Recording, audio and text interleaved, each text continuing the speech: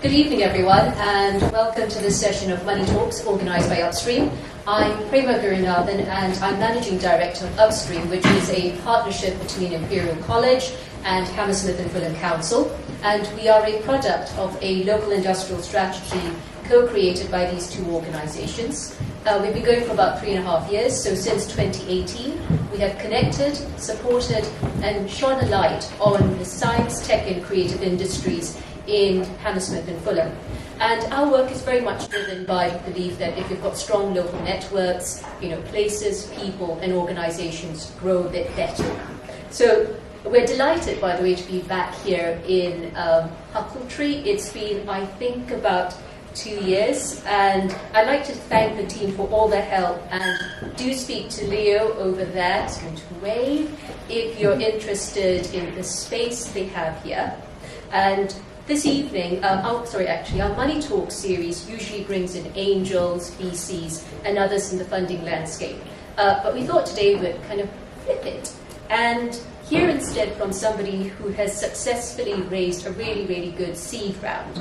And that's why this evening we're delighted to have with us Tom Beckenham, who's CEO of fintech, Tom is a second-time founder with a wealth of entrepreneurial experience, and earlier this year he raised a £4.34 million, which is $6 million, in a seed round led by Octopus Ventures and supported by Connect Ventures. Octopus Ventures commented that Comma was one of the most exciting fintechs we have come across, building on top of the existing open banking rails. Now, just one of well, you should have spoken to their PR department about that one. Tom is going to be very kindly sharing his fundraising journey. I have a number of set questions for him, and then we're going to turn to questions from the audience. We're going to use the last 10 minutes of the hour to hear from Raj Tandon, who is Innovation and Growth Specialist at Innovate UK Hedge.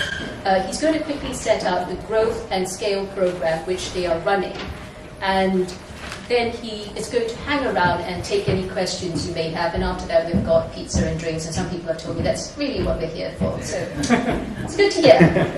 But for now, a warm welcome to Tom, and thank you for being here with us this evening.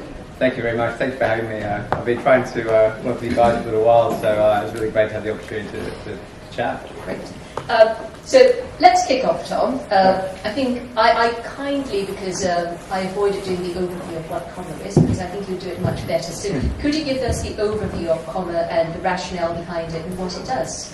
Sure. Well, Comma lets small businesses bulk pay all the boring stuff, so salaries, bills and taxes, using the magic of open banking. It was really created out of a desire to really help very small businesses who were being crushed, particularly during the pandemic, by late payments and money not flowing through to them very quickly. Thanks for working, is it? That's great. Sorry. Excellent. Thanks, mate. Thank you. And really, it didn't come from, many people imagine that you kind of wake up one night and you have this kind of light bulb moment and think this is exactly what we're going to do, and you go out and build it. It really came from, it evolved from a couple of different concepts which we pivoted quite quickly.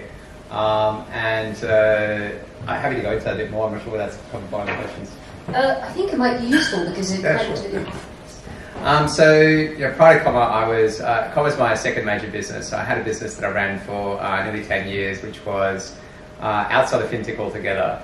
And it was a tech company, and I experienced some of the pain of manually billing kind of larger customers and bringing money in manually. Also experienced the problem of paying staff members. Often, very small businesses are manually keying in one salary payment after another, or and squeezing this thing in between meetings or late at night, just before things are due. And often with bills, often the reason that bills are paid late is not for any cash flow reason, like that sometimes is the case. It's often because it's just awkward and annoying, and it's something you don't want to do. So you put it off, and that kind of, it just has a spiral effect down the whole supply chain. And I really that this became very apparent to me when I finished up that business and I became Chief Operating Officer of another company which tasked me with restructuring their financial process across multiple units. And it occurred to me that the corporations that we were building were really had all sorts of tools. They might be clunky, they might be awful, but they had supplier portals, they had corporate banking, all these things which just weren't available to smaller businesses. So the very first idea of Comma, when it came time to start something new, was to take some of these corporate tools, simplify them, productize them, and make them available for small businesses. The first thing we tried, which was a tool to encourage early payment for small businesses, started running issues as soon as the pandemic hit, when we realised that, well, literally no one was going to pay anybody early. It just wasn't going to happen. So this whole kind of incentivization thing that we had around that product didn't work. So went back to the drawing board, middle of summer, almost ran out of money, because my first business didn't make me a millionaire, so I was any money that I did make kind of went into our house, and my wife said, "There's no way you're going to use that to start a new company." So I was bootstrapping my way through the pandemic, and just went back to kind of talking to loads and loads of people who are financial professionals, and found that there was lots of people that had wished that they could outsource payments to their accountant, for example, and found this project problem cumbersome. So knowing what I'd seen in the first product that I tried, I could see that we could use some of the things that was coming out with banking that many people hadn't looked at. Most people were looking at kind of sexy stuff like trying to replace Stripe and do in e-commerce and crypto and all this sort of thing. And very few people were looking at what we deem the boring stuff, like the day-to-day business payments that businesses make.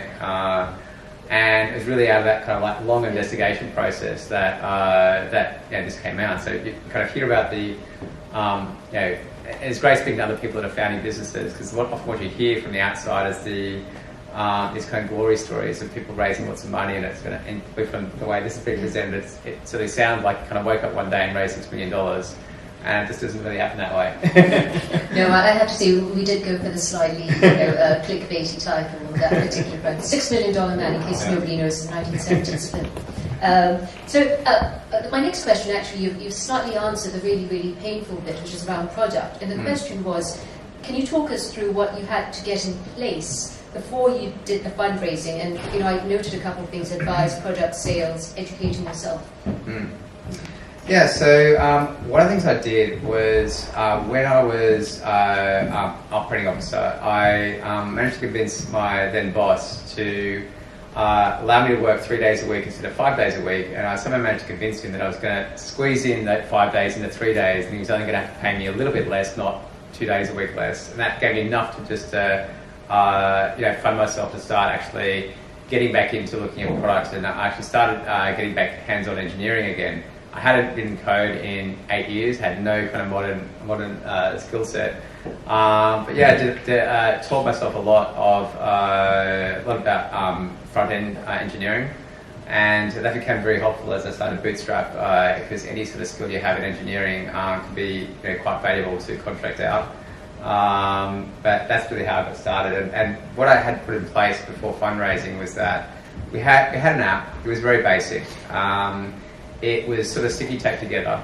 But a lot of the traction that we got early on before we raised our very first amount of money was all off the thing called Balsamic, which is essentially, it looked like it was written on the back of a napkin, but it's a kind of a PowerPoint click-through of everything that the app would do.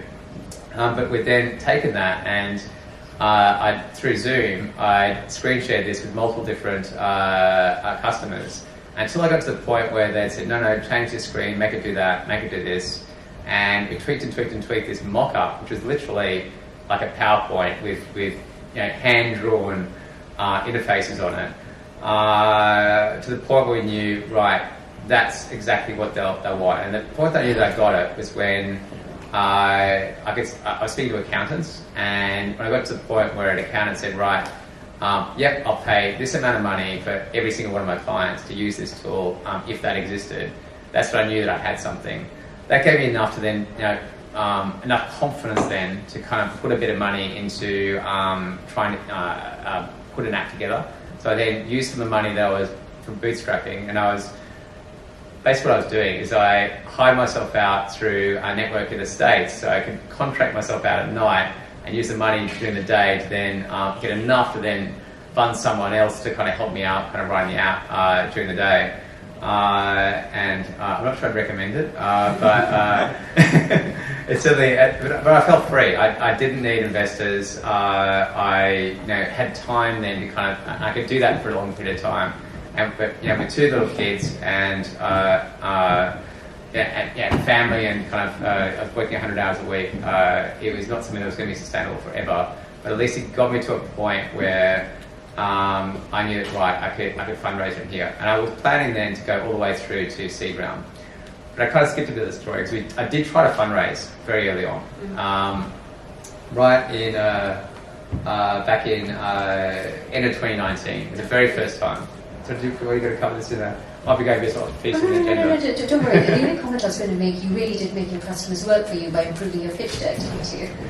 Definitely, yeah. Like we did. So like, I think that's the thing that the second made my first company is that I built a product without connecting that back to customers, and you really, sales are important before you even do anything. People think that you kind of like you build something and then you sell it, but for me that always goes in tandem. And the funny thing was, we actually used investors to vet whether we're on the right concept as well. So using is probably the wrong word, but when I knew from history is that if I started fundraising, I was not going to do it for a long period of time. You can only ever do one or two things at a point when you're very small. So I knew that if I spoke to a few investors and they'd say things like, "Sounds great, Tom, but I think that just come back when you've done this and that, or come back to me when it's a little bit later on." I knew that I wasn't 100% with it, because if you did 100% nail what that product was going to be, then investors are going to be all over you and want to invest in you straight away, because there's tons and tons of money and very few proper deals to go into. So I actually turned on and off investing twice. Once at the end of 2019. I then started badly timed, right? My second investor meeting was the day the stock market crashed, and I was chatting to this guy who saying, "Well, this is all great, Tom, but I've just lost 25% of my net worth, so I might want to call you back in a couple of weeks when this is all settled down." And that was really when we found all the angel investment just dried up in that first few weeks. So essentially, I was kind of like, screw investors at that point. I was just going to try and make it work myself. But it was certainly a struggle. But fast forward to, mean, because your successful fundraise was this year, and actually you just talking about starting it, kind of thinking of working from product, getting product right, just about, I'd say, 15 months ago. So I think the question is, who was on your fundraising team, and how did that team prep run? Right. So the best fundraising team you can ever have is other founders, 100%. Any other founder that you know that has already raised funding from other investors, you 100% want on your fundraising team, because they just know what investors have looked for and and the holes that they've found in their presentations and in their arguments. So. Every investor that I got came from an introduction from another founder. Really that's almost all you need. Your very first rounds, it's not so much about financials. It's hardly even about business model. Although it does somewhat come under it. It's more like, does it sort of make sense what you're doing, not like exactly kind of like the funds that you're going to make out of it. And really what they're betting on is like, are you kind of tackling a big problem? Is this a large market? Have you got the skills to do it? Have you proved that you've got those skills by demonstrating traction with customers? Product really, how far you are with product. I do feel like the rounds are bigger now, but the truth of the matter is you do have to be further along than you ever used to be. You do tend to need, even in very early stages, you need some form of customer base, you need some form of product. It's very, very hard to raise money off a pure PowerPoint. So by the time we raised our first round, we had a basic product, we had some basic customers, and we had a good amount of information from all those conversations where I could just answer these questions like off the bat. And yeah, it came from a founder introduction, and that's really the best thing to have. Yes, and can we unpack the how did your first few approaches go, and what were the early lessons? Well, some of the early lessons that I learned is that you have to be ready to answer questions around target market in particular. So sort of questions that came out originally was like, well, it seems to make sense for small businesses, but what about bigger ones? Have you investigated that? And of course you haven't. So they'll then ask you to go around and speak to a whole load of them. Trying to get in and speaking to larger businesses, I'm not sure if you've ever tried it, but it's not the easiest thing to do in the world. So you certainly have to know kind of like all these answers to all these questions. I will also say, because I was working at Huckletree, Lauren was still here. They had someone on the team here which actually helped companies in fundraising, and she was super helpful, going through kind of pitch decks and kind of she understood a lot of what investors were looking for, and really like the people you want in your team are the people that have been there and done it before. And at what point did you realise you were getting cut through, and what was the first success? You kind of just coasted over that a little bit. Can we just delve in? Sure. So there was a tiny bit of luck involved, I've got to say. And luck is I wouldn't ever suggest that there's never a tiny bit of luck involved in any of this. So I was working by the end of 2020, and another founder who I was talking to a lot about the company said, look, do you want to meet one of our investors? And he had an investor that was based in the States. I hadn't even thought about raising money overseas, but basically I was introduced to Anne Dwayne at Village Global. Village Global is an early stage VC, and this is actually a VC that I hadn't heard of at that point. I used to think that VCs were all later stages, investing multiple millions. But there are VCs out there that will invest like 200,000 and small amounts in kind of that sort of area.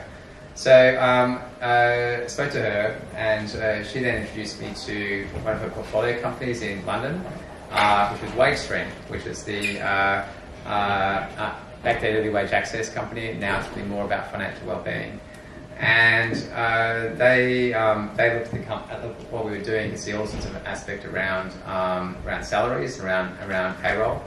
And next call I got from Anne, she was like ready to dial in the money right there. It's like, where do I? Please let me put in money. And the funny thing was, I was at that point where I was kind of comfortable and like ready to go through the seed rounds. I was like, do I take this? But I was so keen on the Upstream founders and on her, I thought, I'll let them put in some cash. And it sounds crazy to even say that right now, because like there's a point during 2020 where I was desperate to take anything. And I think we've all been there, but I managed to sort out my life working 100 hours a week and that sort of thing to where I could almost get all the way through. So I had to think about it, but of course I was going to take it. And having even a tiny amount of money and we only took 200k from those first investors. What you may or may not know is that when you take what's called an advanced subscription, which is what they tend to, like in the States, they tend to do convertible notes, which you never take because it stuffs you up for EIS and SIS in the UK. So we created what is the UK equivalent, but that only gives you 6 months. You have to convert that within 6 months to the corporate equity. So essentially we were then racing to then think, right, we're going to now raise a seed round. But with Peter and Paul from Upstream, who were two experienced founders who were invested at that point, and with Anne from Village Global, who's connected to every other VC, that then gave me the second team really to get to the major round, which was started in May and closed finally in July with all the legals. So it's almost a sense of one person helped you open doors within the network and build some success in a way? Correct. Like it's It is weird because it is a tricky process because it is around VCs are often having to make very fast decisions, and when you really get into a process, they're trying to make very big decisions over millions of pounds within a few days. And having an introduction from someone that they know and have worked with well, goes a long, long way. But I've got to say that what we did is that between that 200k and that seed round, we started meeting investors when we weren't fundraising, and that is the very key thing to do. When you meet an investor for the first time, 100% say you are not fundraising right now.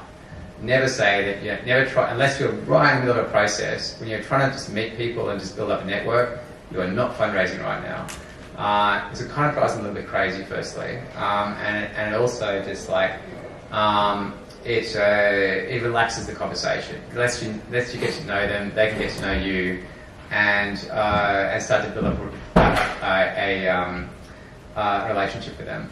So we then started updating investors between that 200k and May. So we started kind of picking metrics, and we just picked things that were we knew were going to increase. So we knew our pipeline was going to increase. We knew that payments were going to increase, and that's just update them every month. So first month I sent this update to this list of investors that I met, and then no one responded. Second one, a couple of people said, hey, it looks like things are going okay. By the third one, loads of VCs were coming back saying, hey, things look like they're really moving along here.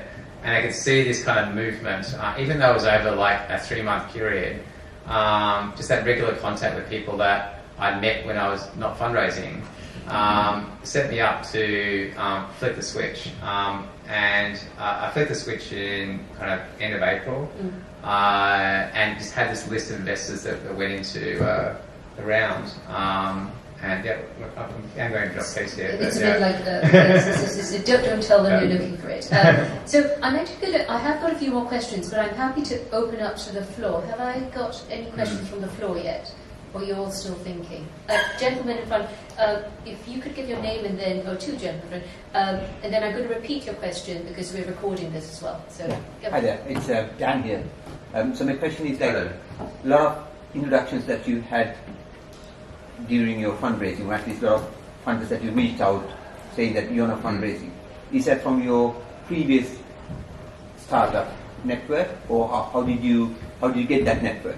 Well, I thought about going back to, so I only raised from angel investors in my first company, and I thought about going back there, and I had a lot of history with them, and it was not a massive exit for everybody, so I just, it was a long time, it's like 5 years between that time and now. So a lot of the people that I connected with have moved on and done other things, and some have moved countries and all sorts of stuff. So it's mainly I try to build up a founder network, and get as close to as many other founders, especially, and try to just hang out with founders, which, there's lots, back then, there was lots of real life events where you could meet other founders that were, doing stuff. So, by keeping in touch with other founders, often they raise funding where, and then you can kind of then get introduced to investors that they know. But also, when you're not, even if you don't know people, if you use this whole thing of I'm not fundraising right now, you can literally just email VCs and say, hey, I've heard good things about you. I'd really like to meet you, and usually I meet with an associate there who will, will kind of begin a conversation with you. Now, everybody will hear you. Everybody will meet with you. So you can start building up that network even without it. Founder introductions are the best, but you can go in cold, and as long as you then can update them over a 2-3 month period before you really start fundraising, you start to build that relationship. Thank you. I think there's a question behind. Yeah, it was just a more kind of tech question. You said you raised 200,000. Were you going through kind of the standard SEIS route through that? Yeah. So the funny thing was, we didn't even manage to give away the entire 150 grand worth of SEIS. It was a crazy situation because literally, most angel investors in the UK just weren't investing at all. And so we 150 grand went to this US VC, and then we had 24 grand went to the founders of Upstream, and usually these strategic investors, they put in like 10, 20 grand into lots of companies, so you won't get kind of big checks for them.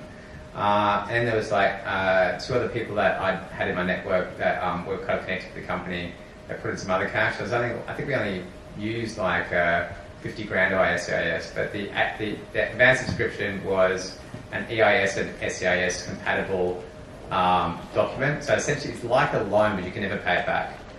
It only ever converts to equity, which makes it compatible with the SEIS, EIS schemes. Okay. But EIS was very important, by the way, because Octopus invested under EIS. Right. Yeah. Thank you. I'm going to move on to my next question. So we're going to talk about paperwork. Okay. That's the fun bit, isn't it? Can you talk us through the negotiation process and perhaps draw out 2 or 3 lessons you'd like to share with the audience? Right. So essentially what you're trying to do when you get into a process is that one of the worst mistakes you can do is put all your faith in one investor.